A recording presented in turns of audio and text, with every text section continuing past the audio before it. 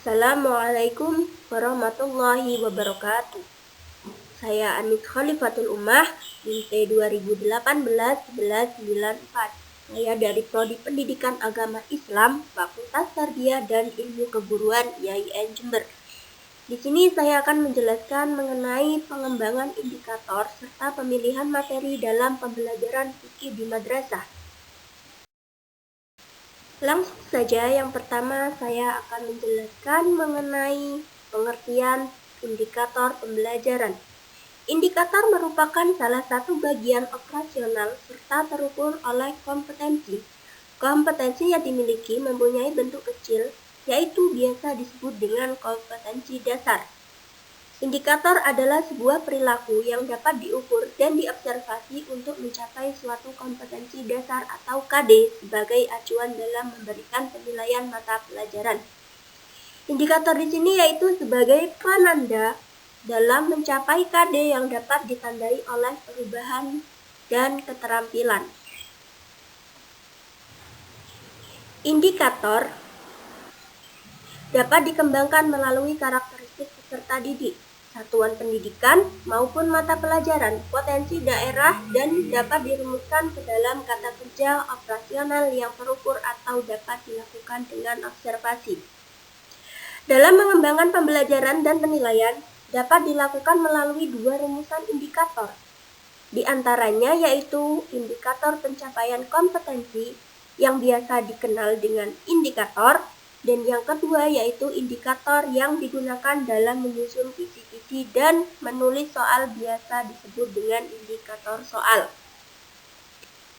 Apa saja fungsi-fungsi yang dimiliki oleh indikator?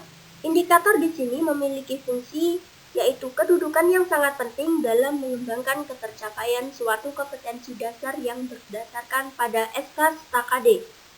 Indikator juga memiliki fungsi yaitu yang pertama sebagai pedoman dalam mengembangkan materi pembelajaran. Maksudnya, dalam mengembangkan materi pembelajaran harus disesuaikan dengan indikator yang ada. Indikator dirumuskan secara cermat dapat memberikan pengarahan dan pengembangan materi pembelajaran serta efektif dan sesuai dengan karakteristik mata pelajaran. Pada kompetensi peserta didik serta kebutuhan-kebutuhan peserta didik, lembaga pendidikan serta lingkungan sekolah. Yang kedua, sebagai pedoman dalam mendesain kegiatan pembelajaran. Desain pembelajaran perlu dirancang secara efektif karena kompetensi dasar dapat dicapai secara maksimal. Dalam mendesain pembelajaran harus disesuaikan dengan indikator yang sudah dikembangkan oleh lembaga pendidikan tersebut. Karena indikator dapat memberikan sebuah gambaran kegiatan pembelajaran yang efektif dan efisien untuk mencapai sebuah kompetensi pembelajaran. Yang ketiga, sebagai pedoman dalam mengembangkan bahan ajar. Bahan ajar merupakan hal yang sangat penting dalam pembelajaran karena dijadikan sebagai pedoman guru dalam mengembangkan pencapaian kompetensi secara maksimal. Bahan ajar perlu dikembangkan oleh guru sebagai penunjang pencapaian kompetensi yang dimiliki oleh peserta didik. Yang keempat, sebagai pedoman dalam merancang dan melaksanakan penilaian hasil belajar. Indikator menjadi pedoman dalam merancang, melaksanakan, serta mengevaluasi dari hasil belajar. Dalam merancang penilaian dapat memberikan acuan dalam menentukan berbagai jenis dan bentuk penilaian. Mengembangkan penilaian indikator harus mengacu kepada indikator. Indikator yang dikembangkan harus sesuai dengan SK dan KD. Dalam mengembangkan indikator tidak dapat dilakukan dengan cara yang asal-asalan. Mengapa? Karena dalam membuat indikator akan mempengaruhi hasil kualitas pembelajaran. Apabila indikator dibuat asal-asalan, maka mempengaruhi dari hasil kualitas pembelajaran itu sendiri. Oleh karena itu, dalam mengembangkan atau membuat indikator yang baik, hal utama yang dilakukan adalah terlebih dahulu menganalisis tingkat kompetensi dan kompetensi dasar, atau biasa disebut dengan SK dan KD. Pengembangan indikator harus melakukan analisis tingkat kompetensi dalam SK dan KD. Hal ini dilakukan karena untuk memenuhi tuntutan minimal kompetensi yang dijadikan sebagai standar nasional. Selanjutnya yaitu langkah-langkah pengembangan indikator fikih di madrasah. Nah, di sini langkah-langkah pengembangan indikator terbagi menjadi dua. Yang pertama, mekanisme pengembangan indikator, yaitu menganalisis pada tingkatan kompetensi yang terdapat pada SK dan KD. Hal ini bertujuan untuk menganalisis karakteristik yang ada pada mata pelajaran, peserta didik, dan lembaga sekolah atau madrasah tersebut. Langkah-langkah pengembangan indikator pembelajaran di sini diantaranya yang pertama yaitu terlebih dahulu menganalisis tingkat kompetensi pada SK dan KD. Pada tingkatan ini dapat dilihat melalui kata kerja operasional yang digunakan pada SK dan KD. Tingkat kompetensi yang dimiliki dapat diklasifikasikan menjadi 3 bagian, diantaranya dapat dilihat pada tingkat pengetahuan, tingkat proses maupun dalam penerapannya. Pada tingkat penerapan merupakan tuntutan kompetensi yang paling tinggi sebagai tujuan utama yang diinginkan. Karena dalam pencapaiannya suatu pembelajaran, hal yang pertama harus diperhatikan oleh guru yaitu pada tingkatan kompetensi yang dimiliki oleh peserta didik. Kompetensi di sini mencakup pengetahuan, sikap, dan keterampilan. Dalam pengembangan indikator harus mengakomodasi kompetensi yang sesuai dengan tendensi yang digunakan pada SK dan KD. Apabila terdapat aspek keterampilan yang menonjol, maka indikator yang dirumuskan mampu mencapai kemampuan yang telah diinginkan. Yaitu menganalisis karakteristik mata pelajaran terlebih dahulu, di mana peserta didik yang berada di lembaga atau sekolah ataupun di madrasah dalam mengembangkan indikator sangat mempertimbangkan pada karakteristik mata pelajaran peserta didik dan lembaga sekolah atau madrasah. Hal ini dilakukan karena indikator sebagai acuan utama dalam penilaian serta peraturan yang ditetapkan oleh pemerintah nomor 19 tahun 2005. Yang ketiga, menganalisis kebutuhan dan kompetensi. Artinya, kebutuhan dan potensi yang dimiliki oleh peserta didik di sekolah maupun di madrasah perlu dianalisis terlebih dahulu. Karena apa? Karena akan dijadikan sebagai pertimbangan dalam pengembangan indikator. Penyelenggaraan pendidikan harus dapat melayani kebutuhan yang diperlukan oleh peserta didik secara optimal. Peserta didik mendapat pendidikan yang sesuai dengan potensi serta kecepatan dalam belajar, termasuk tingkat potensi yang akan diraihnya kelak. Indikator juga harus dikembangkan guna mendorong peningkatan mutu sekolah di masa yang akan mendatang. Apalagi pada zaman sekarang ini sudah modern. Guru dituntut harus mampu menguasai teknologi. Maka dari itu diperlukan informasi hasil analisis yang dilakukan sekolah atau madrasah guna untuk mengembangkan kurikulum melalui pengembangan indikator. Selanjutnya yaitu bagian yang kedua, merumuskan indikator pencapaian kompetensi. Pada pengembangan indikator memerlukan informasi dan karakteristik pada peserta didik yang memiliki keunikan dan beragam. Jadi, pada setiap peserta didik tidaklah sama. Jadi, mereka itu memiliki keunikan tersendiri dan keberagaman. Karena pada peserta didik dengan memiliki keunikan dan keberagaman itu juga mempengaruhi dalam gaya belajar dan intelijensinya. Oleh karena itu, indikator mengakomodir keberagaman yang ada. Peserta didik yang memiliki karakteristik unik, visual verbal atau psikokinestetik yang diakomodir dengan penilaian yang baik dan sesuai dengan kompetensi yang dimilikinya oleh peserta didik juga dapat terukur secara profesional. Lembaga sekolah yang berada di daerah lainnya, sekolah atau madrasah dikategorikan tertentu yang melebihi standar minimal dapat mengembangkan indikator yang tinggi.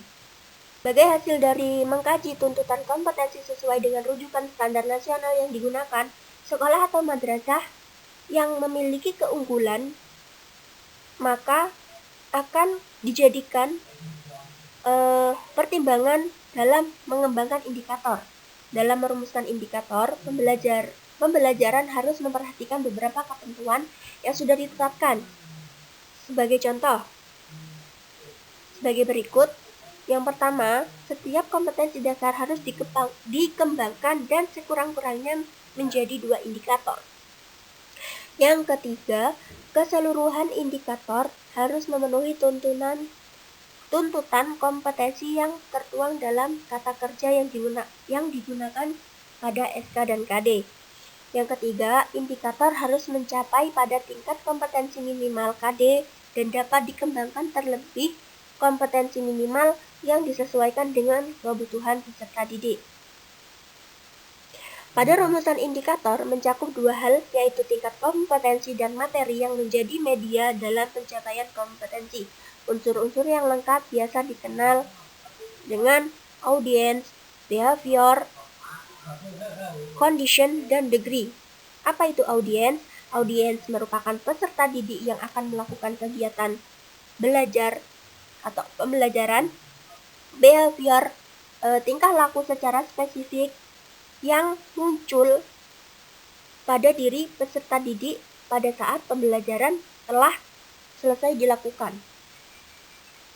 Condition, yaitu batasan-batasan yang dikenalkan kepada peserta didik dan alat yang digunakan mereka pada saat dilakukan adalah menggunakan tes, bukan pada saat peserta didik belajar.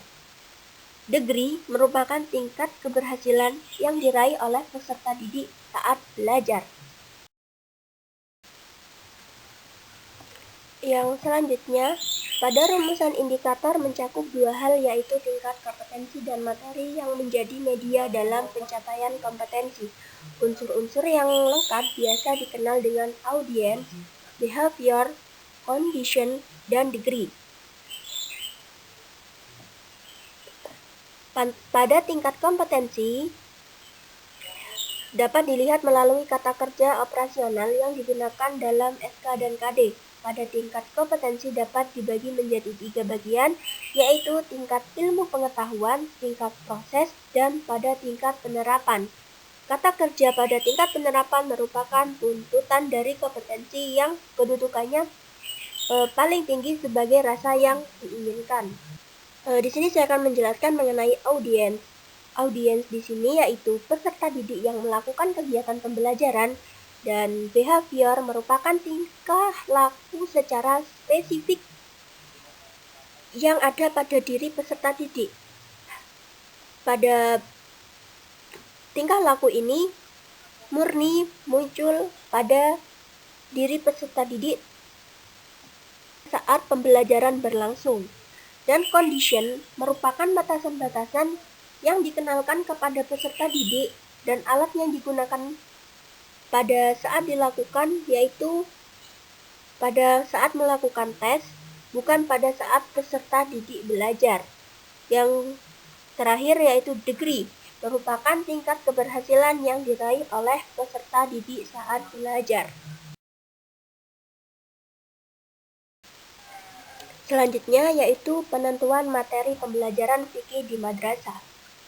Keberhasilan pembelajaran fikih tergantung pada bagaimana seorang guru dapat merancang materi pembelajaran. Pada hakikatnya, materi pembelajaran adalah bagian yang tidak dapat dipisahkan dari silabus, yaitu perencanaan, prediksi, dan proyeksi tentang apa yang akan dilakukan oleh guru saat melakukan kegiatan pembelajaran di sekolah atau di madrasah. Pada materi pembelajaran menempati posisi yang sangat penting dari keseluruhan kurikulum. Karena apa? Materi yang disusun merupakan seperangkat materi yang telah disusun rapi secara sistematis. Oleh karena itu, berlaku dalam rangka untuk mencapai kompetensi dasar yang telah ditentukan, dan juga dapat menampilkan secara utuh dari kompetensi yang akan dikuasai oleh peserta didik itu sendiri. Mengapa materi pembelajaran ini menempati posisi yang sangat penting? Karena sudah dipersiapkan dalam pelaksanaan pembelajaran agar dapat mencapai sasaran dengan tepat. Sasaran tersebut harus sesuai dengan standar kompetensi dan standar kompetensi dasar nantinya yang dijadikan guru dalam memberikan penilaian tercapainya pembelajaran bagi peserta didik. Artinya, materi yang sudah dipilih atau ditentukan untuk kegiatan pembelajaran harus menggunakan materi-materi yang benar dan dapat menunjang tercapainya standar kompetensi dan kompetensi dasar dan tercapainya indikator. Dalam penentuan materi pembelajaran, guru dapat membuat persiapan yang matang, serta guru dituntut memahami berbagai aspek yang berkaitan dengan pengembangan materi pembelajaran, baik yang berkaitan dengan hakikat, fungsi, prinsip, dan prosedur pengembangan materi. Selain itu, guru juga dituntut untuk mengevaluasi materi pengembangan dengan baik yang sesuai dengan buku paket materi ajar yang telah dipilihnya, LKS, maupun dari sumber-sumber lain yang sudah relevan. Menurut Ray Gelut, mengklasifikasikan materi menjadi empat jenis. Yang pertama yaitu fakta, di mana asosiasi atau objek, peristiwa, dan simbol yang ada dalam lingkungan nyata dan imajinasi. Materi jenis fakta ini merupakan materi yang berupa nama-nama seperti objek, nama orang, lambang, maupun dari hasil peristiwa sejarah. Sebagai contoh, tayamum apabila kesulitan air yang dikarenakan musim kemarau. Yang kedua yaitu konsep, merupakan sekelompok objek atau peristiwa yang memiliki karakteristik secara umum dan dapat diidentifikasi dengan menggunakan nama yang sama.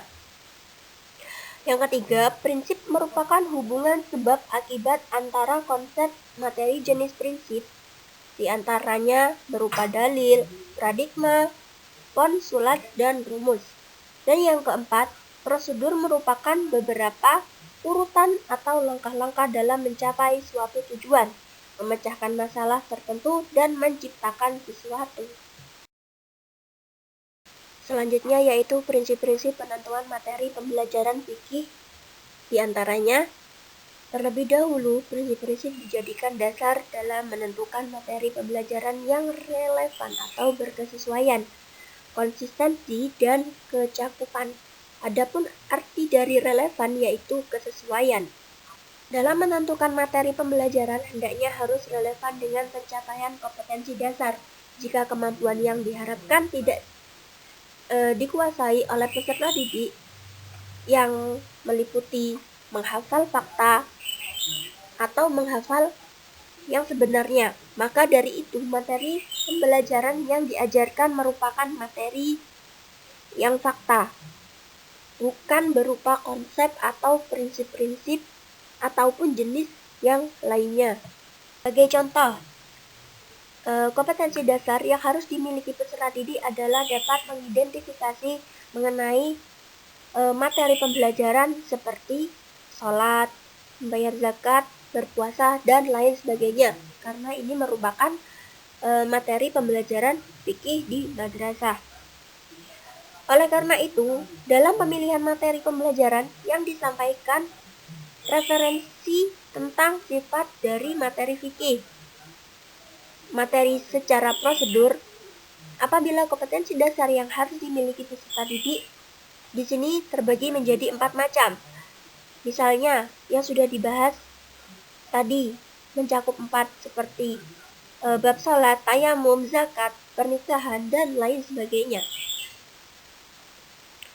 Maka, si dasar dari keempat itu harus dikuasai oleh guru maupun peserta didik itu sendiri. Pada pembelajaran materi fikih yang sudah saya sampaikan tadi, yang meliputi bab sholat, tayamum, zakat, pernikahan, diajarkan oleh guru sudah cukup memadai, artinya dapat membantu peserta didik dalam menguasai kompetensi dasar. Sebaliknya, apabila terlalu banyak, maka akan mengakibatkan keterlambatan dalam mencapai target kurikulum atau pencapaian keseluruhan SK dan KD. Dalam pengembangan materi pembelajaran, guru dituntut untuk mampu mengidentifikasi materi pembelajaran dengan mempertimbangkan hal-hal seperti yang pertama yaitu potensi peserta didik, kedua relevansi dengan karakteristik yang dimiliki oleh setiap daerah, ketiga pada tingkat perkembangan fisik, intelektual, sosial, emosional, dan spiritual peserta didik, dan yang keempat bermanfaat bagi peserta didik itu sendiri. Kelima, memiliki keilmuan yang terstruktur. Yang keenam, aktualitas, kedalaman, dan keluasan materi pembelajaran yang telah diajarkan. Yang ketujuh, relevan dengan kebutuhan peserta didik dan tuntutan lingkungan. Dan yang terakhir yaitu alokasi waktu. Pada penentuan materi pembelajaran, harus mengetahui kriteria pemilihan materi pembelajaran atau materi pelajaran. Pada materi pelajaran berada dalam ruang lingkup isi kurikulum. Oleh karena itu, dalam memilih materi pelajaran harus sejalan dengan kriteria yang digunakan guru dalam memilih isi kurikulum pada pelajaran yang bersangkutan. Kriteria pemilihan materi pelajaran yang akan dikembangkan dalam sistem instruksional dan yang mendasari penentuan strategi belajar mengajar. Kriteria instruksional bertujuan yaitu suatu materi yang terpilih sebagai tujuan untuk mencapai instruksional khusus dan tingkah laku. Oleh karena itu, materi tersebut dapat berjalan dengan tujuan-tujuan yang telah dirumuskan sebelumnya. Guru yang memiliki keahlian dapat menyimak semua hal yang dianggapnya penting dan perlu disajikan pada para peserta didik berdasarkan ukuran setiap pribadinya. Jadi, setiap peserta didik memiliki kemampuan atau daya berpikir secara berbeda-beda. Jadi, setiap anak tidak sama. Masyarakat juga merupakan sumber yang luas, bahkan juga dapat dikatakan sebagai materi belajar yang paling besar, karena masyarakat adalah lingkungan pertama bagi peserta didik untuk berkembang, belajar, dan beradaptasi. Adapun langkah-langkah dalam menentukan materi pembelajaran fikih di madrasah. Sebelum kita menentukan materi pembelajaran, terlebih dahulu mengetahui kriteria pemilihan materi pembelajaran yang akan diajarkan. Pada kriteria pokok penilaian materi yang akan dijadikan bahan ajar adalah standar kompetensi dan kompetensi dasar. Hal ini berarti materi pembelajaran yang telah dipilih untuk diajarkan guru di satu pihak dan harus terlebih dahulu dipelajari peserta didik. Di lain pihak harus berisikan materi pembelajaran ataupun buku ajar yang benar-benar telah menunjang tercapainya standar kompetensi dan kompetensi dasar. Dalam pemilihan materi pembelajaran, hendaknya mengacu atau merujuk pada standar kompetensi. Karena dapat memudahkan guru dalam menentukan materi pembelajaran apa yang akan dibuatnya dalam pembelajaran.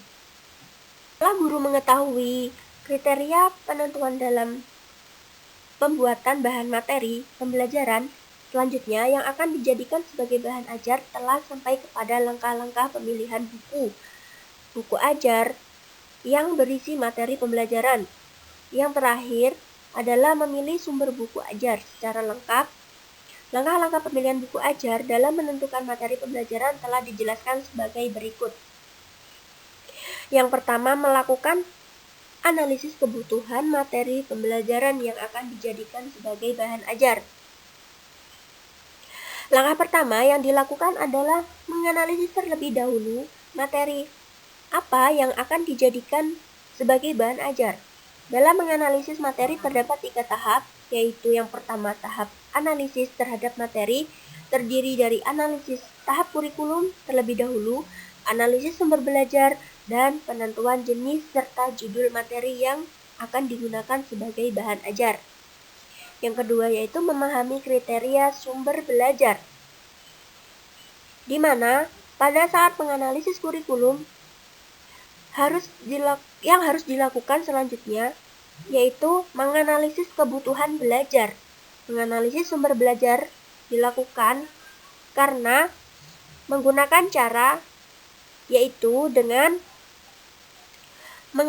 menganalisis sumber belajar terlebih dahulu dengan menginvestasikan ketersediaan sumber belajar yang disesuaikan dengan kebutuhan peserta didik itu sendiri. Yang ketiga yaitu mengidentifikasi aspek-aspek yang terdapat dalam standar kompetensi dan kompetensi dasar. Sebelum menentukan materi pembelajaran, hendaknya guru terlebih dahulu mengidentifikasi aspek-aspek standar kompetensi dan kompetensi dasar terlebih dahulu dipelajari oleh peserta didik, sehingga guru akan sangat mudah dalam menjelaskannya. Mengidentifikasi terlebih dahulu jenis-jenis materi pembelajaran dapat dibedakan menjadi jenis materi yang terdiri dari aspek kognitif, afektif, dan psikomotorik. Pada kompetensi dasar yang harus dikuasai oleh peserta didik adalah berupa penjelasan dan melakukan langkah-langkah dan prosedur secara berurutan. Apakah kompetensi dasar yang harus dikuasai oleh peserta didik dapat menentukan hubungan antara beberapa konsep antara menerapkan hubungan sebagai macam konsep pembelajaran. Adapun penentuan cakupan serta urutan penyajian materi pembelajaran. Dalam menentukan cakupan atau ruang lingkup materi pembelajaran, terlebih dahulu harus memperhatikan beberapa aspek, di antaranya aspek kognitif yang mencakup di dalamnya yaitu fakta, konsep, prinsip, dan prosedur. Aspek afektif atau aspek psikomotor karena ketika sudah diimplementasikan pada proses pembelajaran, maka jenis-jenis uraian materi tersebut memerlukan strategi dan media pembelajaran yang memadai dan berbeda-beda. Yang kedua, keluasan dalam cakupan materi berarti dapat menggambarkan beberapa banyak materi-materi yang dimasukkan dalam suatu materi pembelajaran. Kedalaman materi mencakup konsep-konsep yang telah terkandung di dalamnya yang harus dipelajari oleh peserta didik. Yang ketiga, kecakupan atau memadainya materi perlu diperhatikan oleh guru karena pada cakupan aspek materi dari suatu materi pembelajaran akan membantu tercapainya penguasaan kompetensi dasar yang telah ditentukan. Cakupan atau ruang lingkup materi perlu ditentukan untuk mengetahui apakah materi yang akan diajarkan terlalu banyak atau terlalu sedikit atau bahkan telah memadai sehingga terjadi kesesuaian dengan kompetensi dasar yang ingin dicapai. Baiklah, hanya ini yang dapat saya sampaikan. Kurang lebihnya mohon maaf dan semoga bermanfaat bagi kalian semua yang telah menonton video saya ini. Akhirul kalam, wassalamualaikum warahmatullahi wabarakatuh.